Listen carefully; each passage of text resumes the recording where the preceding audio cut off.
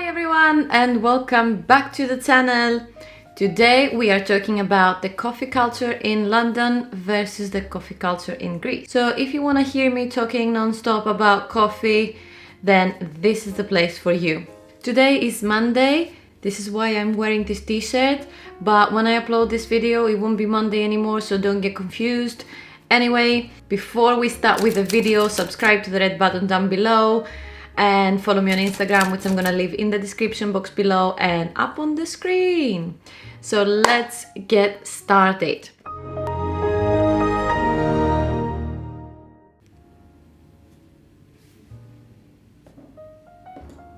Compulsory coffee break.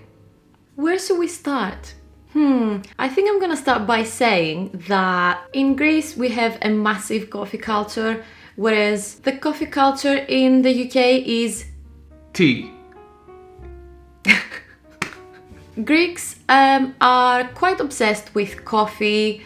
Coffee, it's a thing, like going out for coffee, it's a thing. We have millions of coffee shops in the country. People meet over coffee, so it's quite different to, you know, like the whole scene in London. And I'm gonna talk about London and not the UK because I haven't lived in the rest of the UK. I don't know, things might be different there, so I'm not gonna take that risk. I'm always gonna speak about London because that's my experience, so bear with me. First of all, let's say a few general things about coffee in London and the coffee culture in London. So what happens here is, yeah, there are quite a few coffee shops. They have these big chains, you know which ones I'm talking about. I don't think I should name them. So these are everywhere, especially in central London. Like every 2 streets you find one such coffee place. But there are small local or independent coffee shops as well. The thing with London is that most places, shops, restaurants, coffee shops, etc. are very small. They are tiny. And this is because London has a lot of old houses, old buildings from 100 years ago. From hundreds of years ago. And if you bring them in mind, they are quite narrow. So imagine fitting a shop on the ground floor in that. They usually only have space for a counter where they make the coffee and the bar with a few cakes and stuff, and then that's it. So there is no space for a lot of tables and chairs. They would be lucky if they had like a bar with stools for people to sit and have their coffee, or a couple of tables and maybe a couple of tables outside. A rare phenomenon in the UK. The big chains, sometimes they have small shops. Depending on the location, they're very strategic about that. Some of them are meant to be more for takeaway coffees, but they have a few big shops with loads of tables and loads of sitting space. I always prefer local shops with more character, and you know, it's more humane.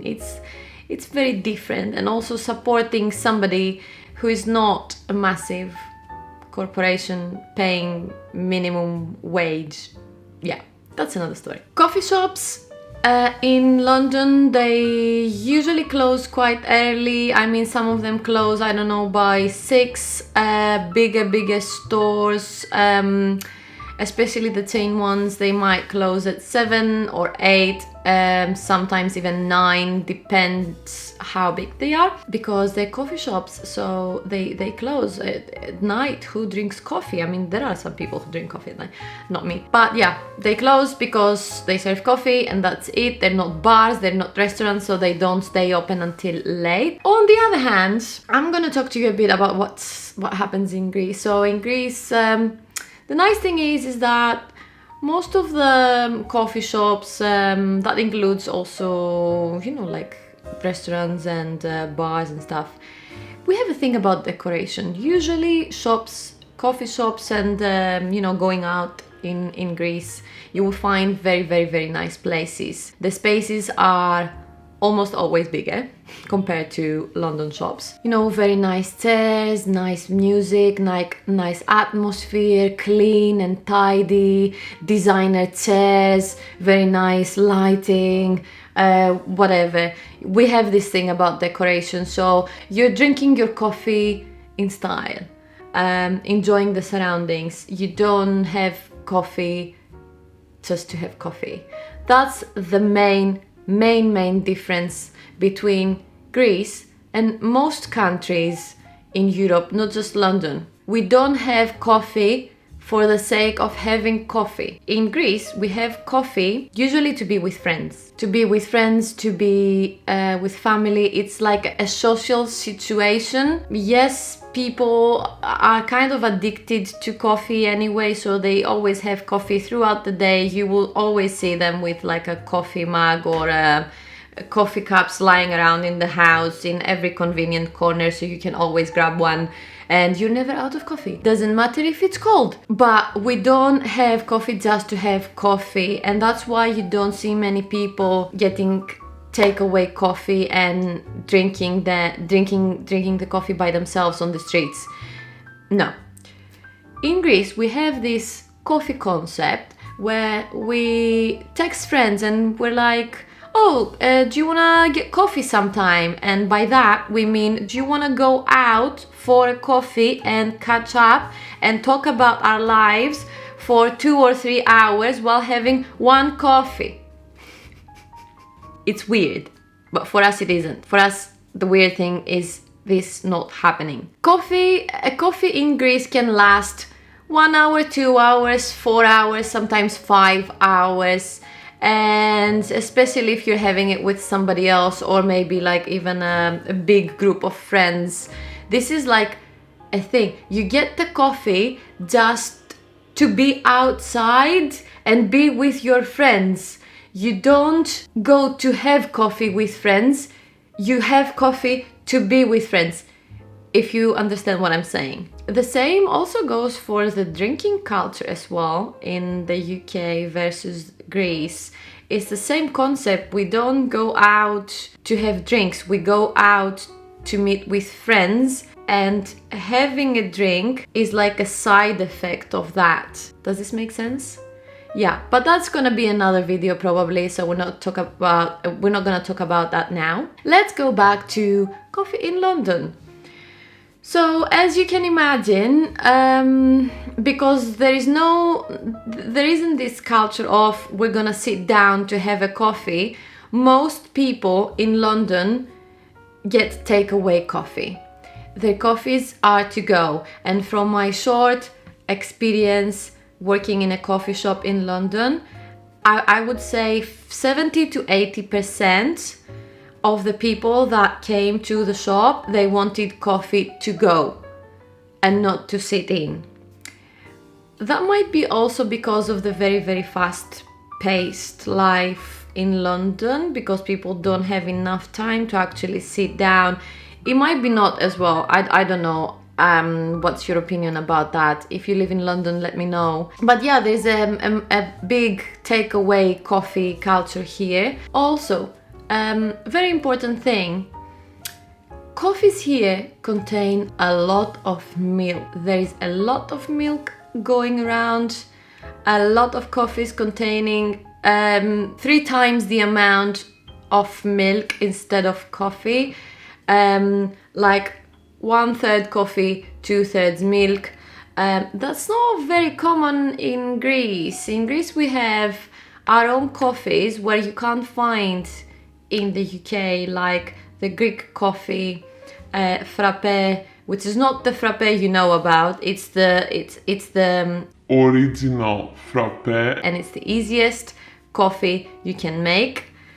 It's made with instant coffee and a special kind of hand blender, which also you can't find here in the UK. And then we have Freddo Cappuccino and Freddo Espresso, which, they tried stealing the recipe here in a couple of big chains. They're getting close to it, but not as good. Definitely not as good. So in the UK, you can find the usual coffees, like everything is espresso based. So you have espressos, double espressos, cappuccinos, latte, and flat white. Flat white is a very, very common coffee here.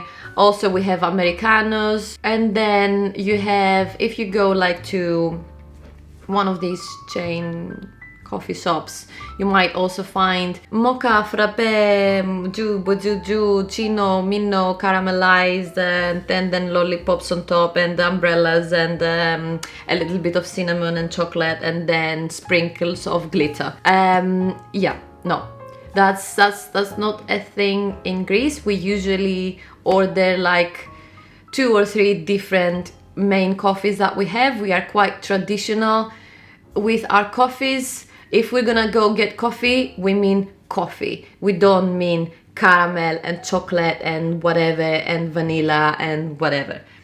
No. Also, I mean, you can find cappuccinos are quite common in Greece, but lattes not so much. You don't see many people ordering a latte because, well, I don't know. Also, one thing that hit me very hard when I moved to the UK many years ago is that people do not drink filter coffee. Why? Filter coffee is the best coffee you can have. It's quite easy to make, but the problem is people who actually drink coffee here in London and not tea, they would drink something which is espresso based, as I said earlier. So you might find people who have a filter coffee machine at home, but that's not very common. They are not sold everywhere. They're not sold everywhere, so you can find them, but still, it's not a thing. It's not in the culture to have filter coffee. And the worst thing is that, okay, you find the filter coffee machine. Obviously I have one because I love filter coffee. But when you go to the supermarket to buy ground filter coffee, packaged, there are not many options. There are, I don't know, like 1 or 2 brands that have like a selection of filter coffees. Then you can find the supermarket brand filter coffee, which sometimes is bad, and some of them are very decent, surprisingly. But yeah, you don't have a lot of variety, you don't have a lot of selection because people don't prefer that, I guess.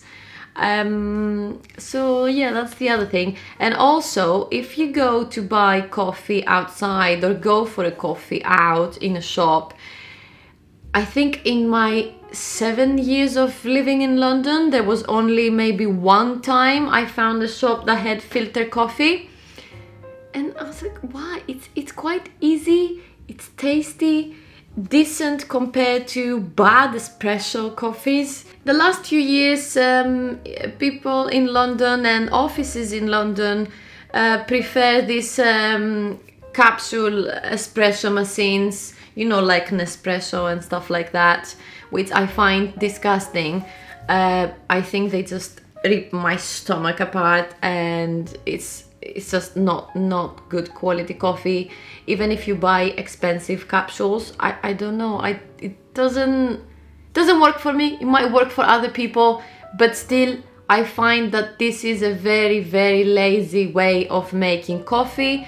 And let's not even mention the waste of the plastic capsules. 1 moment of silence for all of that waste. Yeah, in general, I find that people here are quite lazy when it comes to coffee, which means that they won't take a lot of time to make their own coffee. They don't, I don't know, maybe it's not worth it to them, maybe they're not used to it, maybe, I don't know. When you go to work here in London, every place will have tea and coffee. On the other hand, in Greece, you would almost never find tea in a workplace because everybody drinks coffee.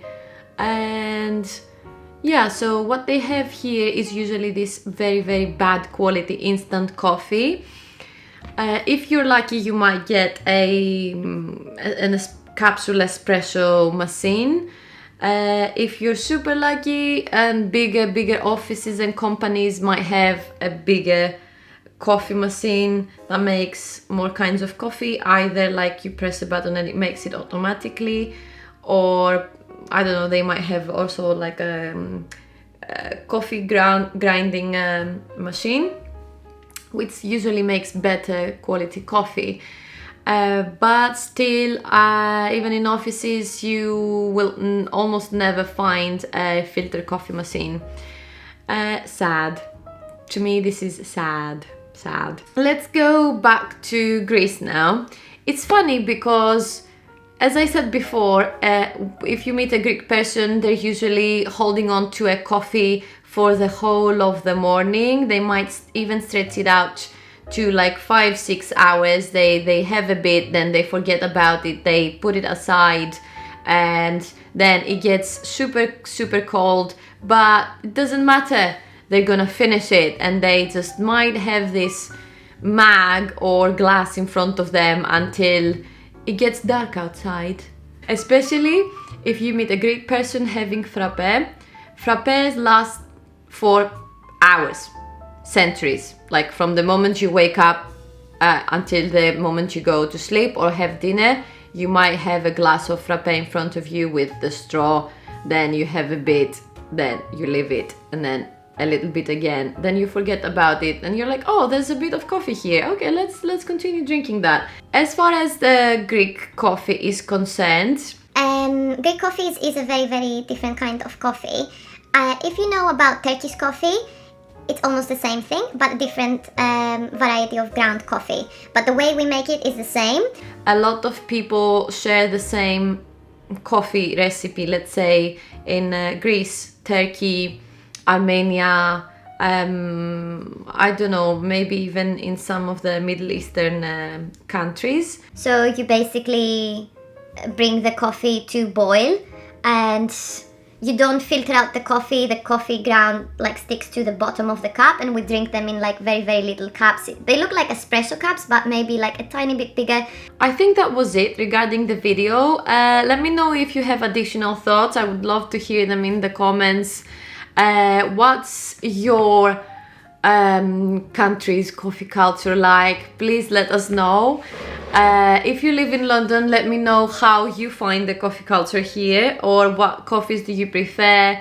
If you have any like suggestions for cute coffee shops. Before we go, please don't forget to bring your reusable cup when you get takeaway coffee. Please save the planet. Please, no more plastic cups. Thank you very much. Subscribe to the channel, like this video if you enjoyed it, and I'm gonna see you in the next one. Bye bye bye.